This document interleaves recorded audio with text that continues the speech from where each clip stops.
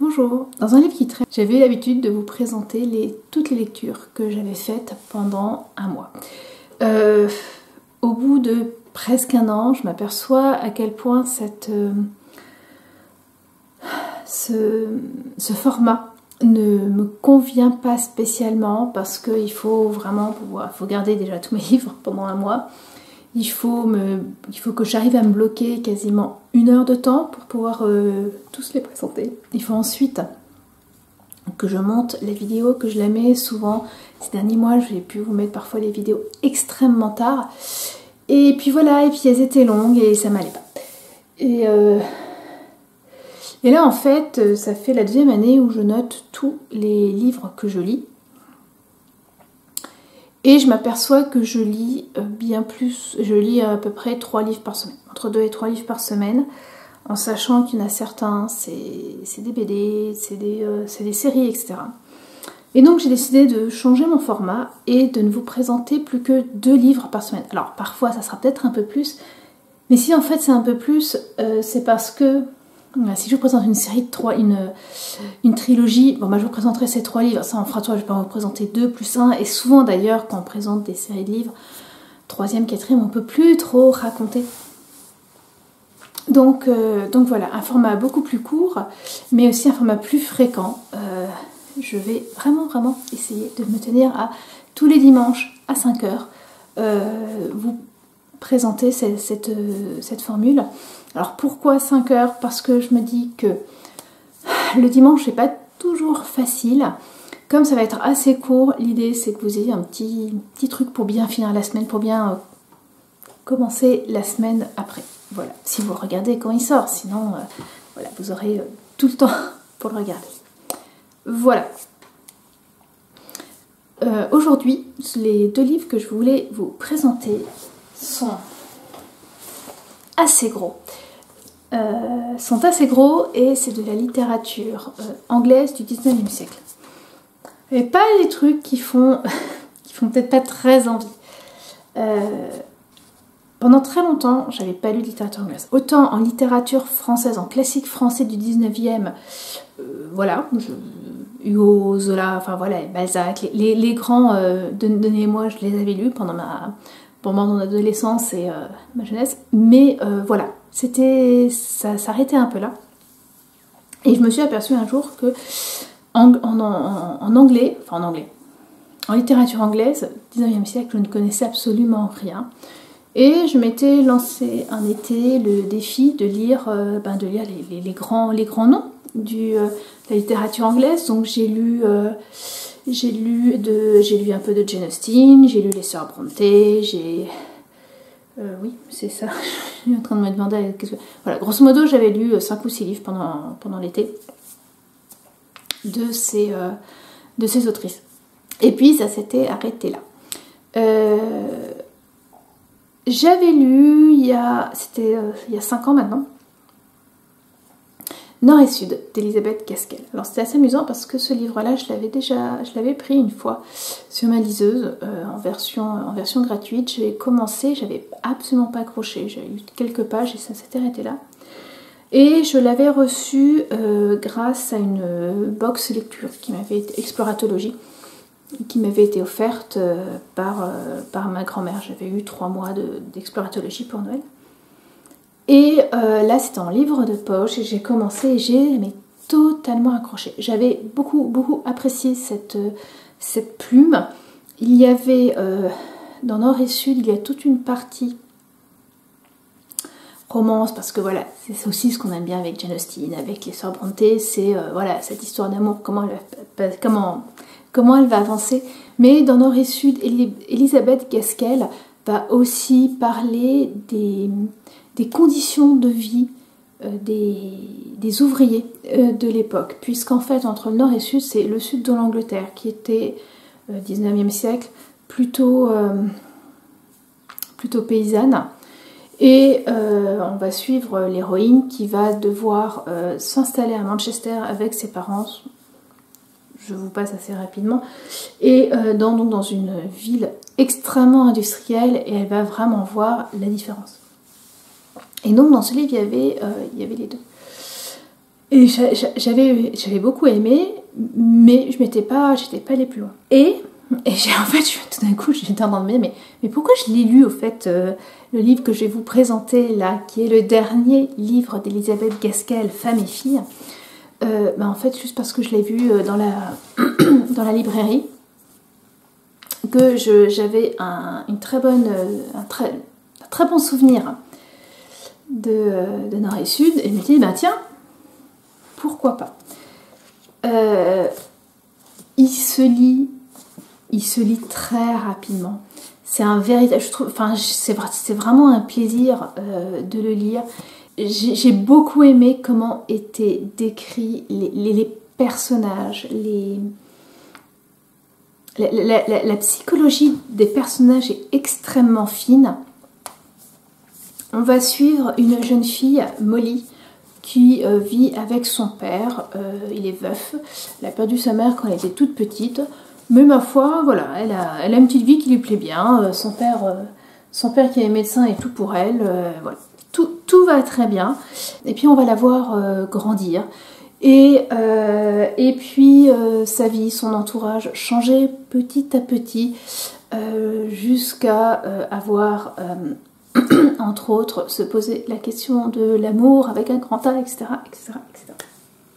Voilà, c'est extrêmement succinct. Parce que aussi, j'avais été extrêmement déçue de la 4e de couverture qui annonce quelque chose qui va se passer entre la fin du premier tiers et la moitié du livre. Donc en fait on se dit tiens, ça va se passer tôt, et puis non, on attend, il y a 3 ou 4 chapitres avant que cet événement arrive. Donc en fait je l'ai un peu trop attendu.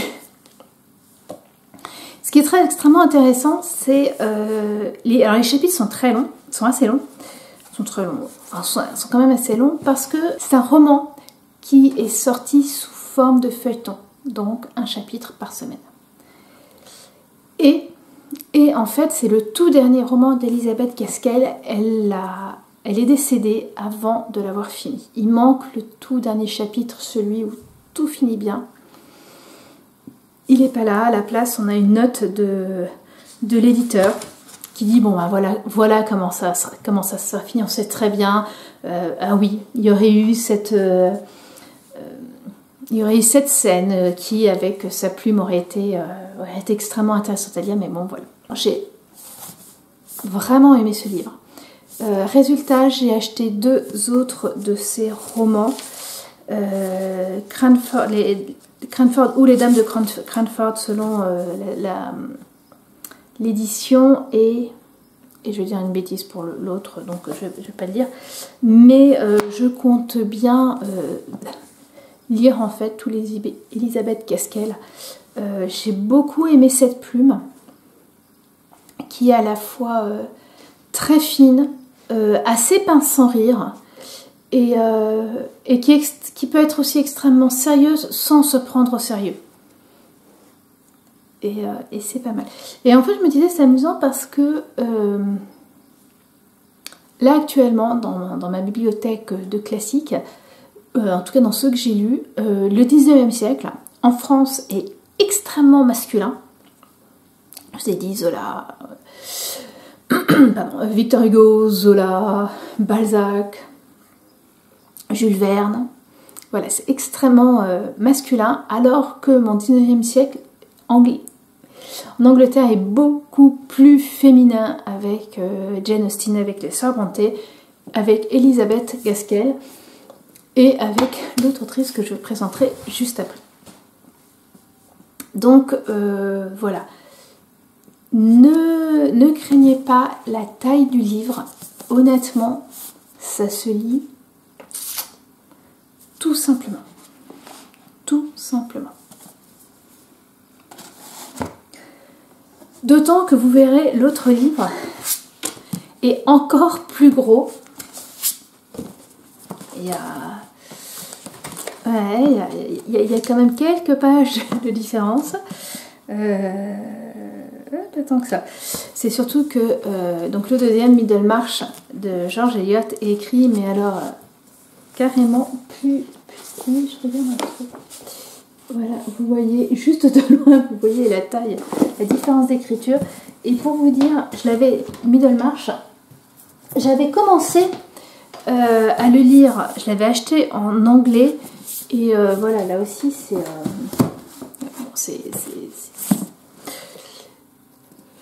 une grosse lecture. Hein. Vous prenez ça pour une semaine de vacances, vous êtes tranquille.